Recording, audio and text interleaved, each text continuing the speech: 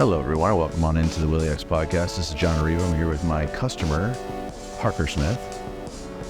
How's it going, John? Going very well. As you can see, Parker is a fan. He's got the hat on. We appreciate that, Parker. Always. You know, I think I wear this hat more than any others now. Yeah. Where were you on vacation when you wore the hat? We were in St. Bart's for my parents' 60th. It's badass. Yeah. So today's episode, we're going to talk a little bit about more of the entrepreneurial side of things, because we want to really focus in on health, wellness, entrepreneurship. I think they all go hand in hand. Mm-hmm. Taking care of yourself, eating well, living well can only benefit you as an entrepreneur. And we're both kind of in the, let's call it the first couple of years of our journey, which is just controlled chaos. Every day. Yeah, controlled chaos.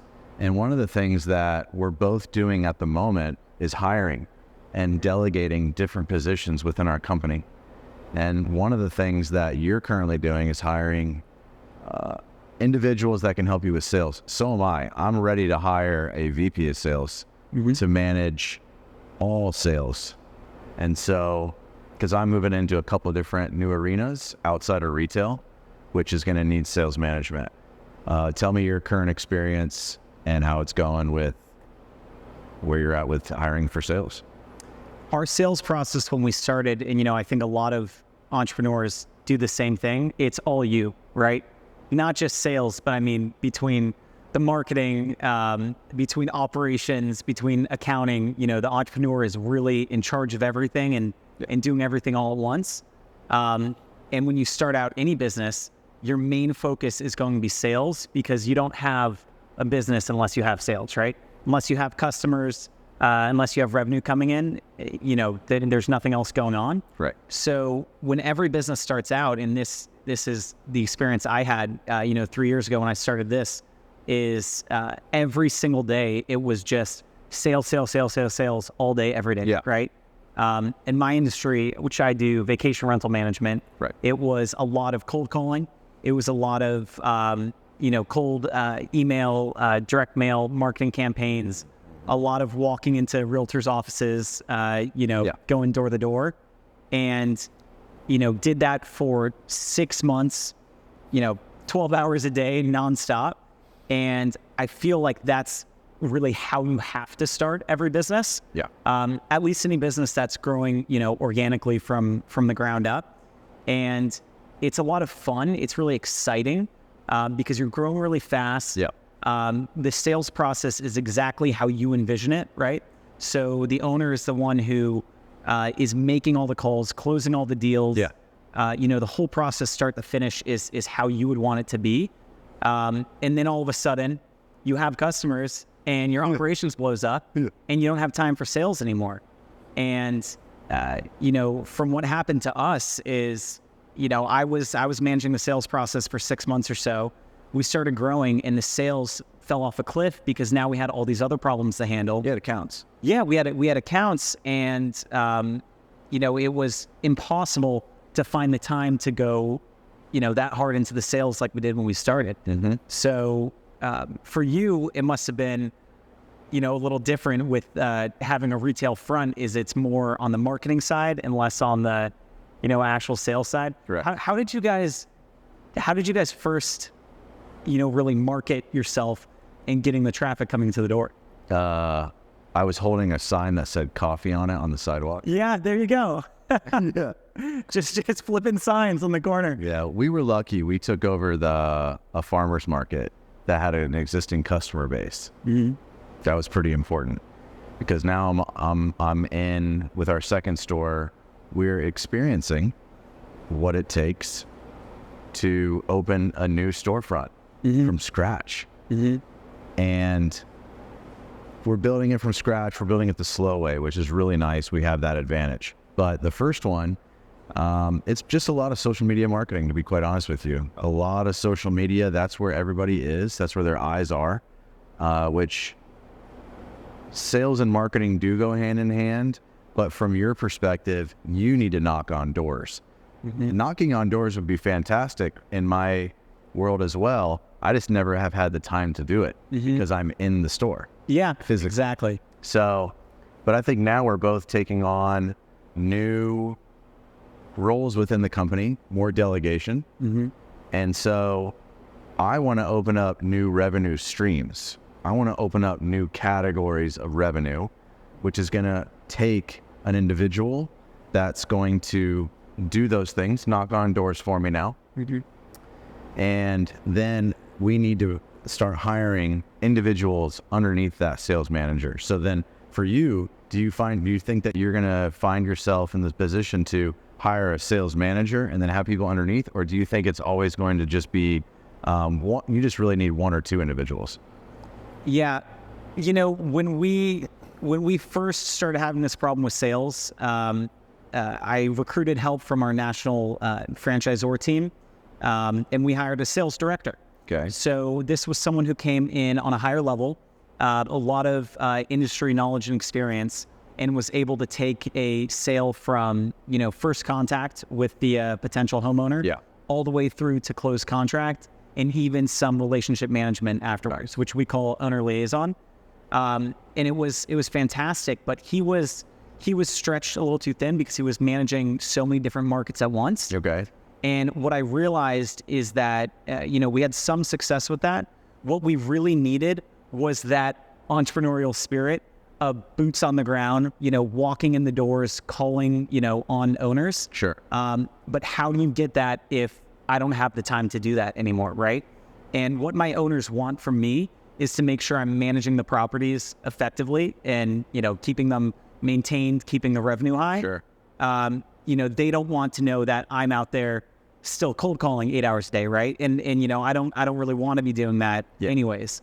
So the solution was to start from the ground up, right? Okay. So a couple months ago, we recruited a cold caller, or what you could call inside sales. Yes.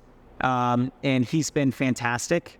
He's doing a lot of what I was doing when I started, that, you know, kind of door to door, not physically door to door, but calling on homeowners, emailing, texting, doing all these campaigns that we had previously, you know, had a little bit of success with some marketing companies.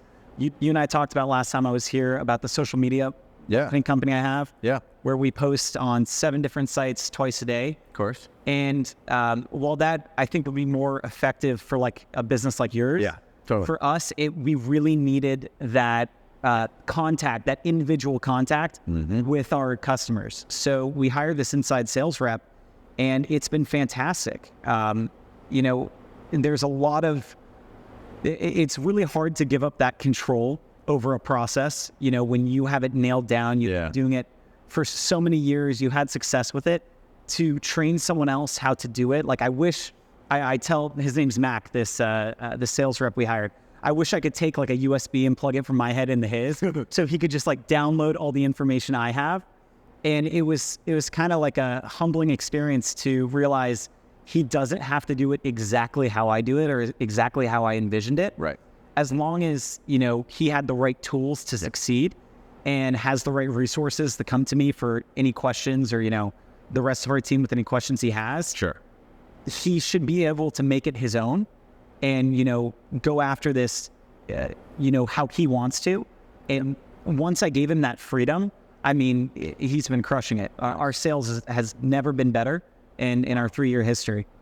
And I think that that's probably one of the most important pieces of information that you and I can give to somebody that's watching is this.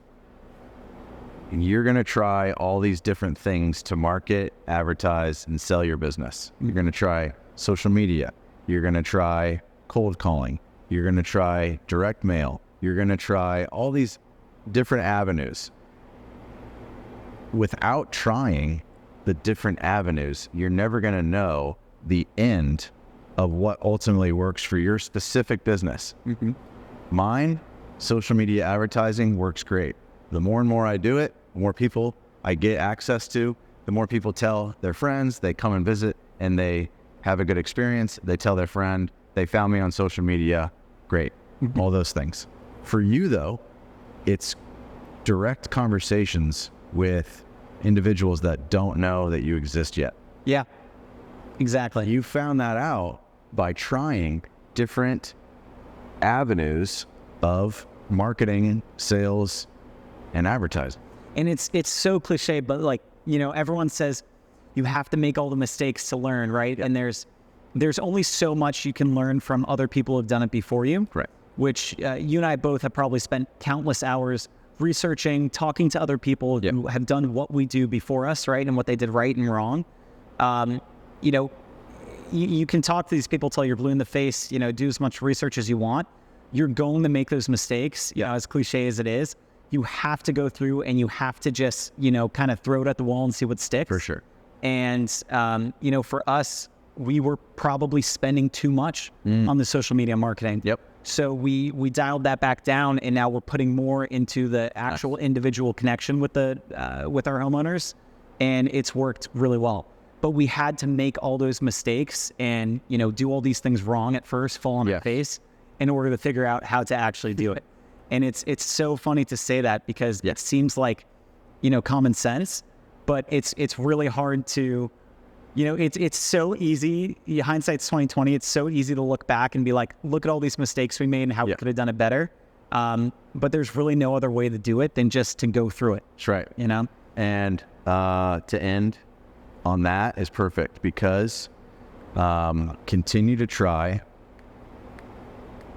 Mistakes are good. Mistakes in business are never bad. They're always going to be good if you're willing to learn from them, drop your ego, and move forward to the next thing.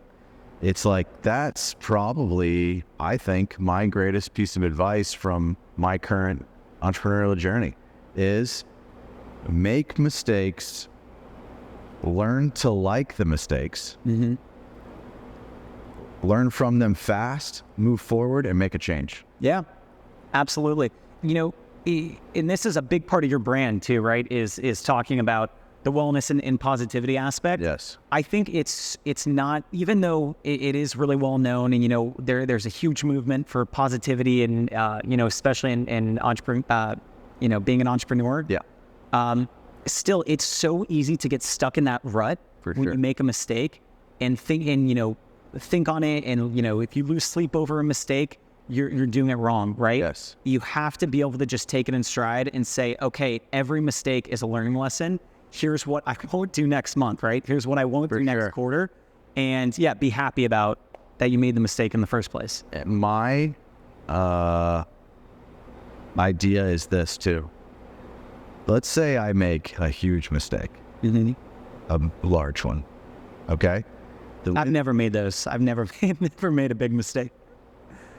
It's just the way that you look at them, but yeah, of course. I'm kidding. We've made a ton of big mistakes. Yeah. So you're always going to have the opportunity to turn your greatest mistake into your greatest success. Okay? So understand that, guys. We like to have Parker, one of our greatest customers at WILLY Cafe, on our shows because he's got great insight into the beginning journeys of entrepreneurship. Hopefully we can have some more of these conversations. Again, Parker Smith, John Arrivo, Willy X Podcast. We'll see you guys soon. Bye-bye. Thanks for having me. Of course. Thank you. That's it. That was short and sweet. Short and sweet, baby.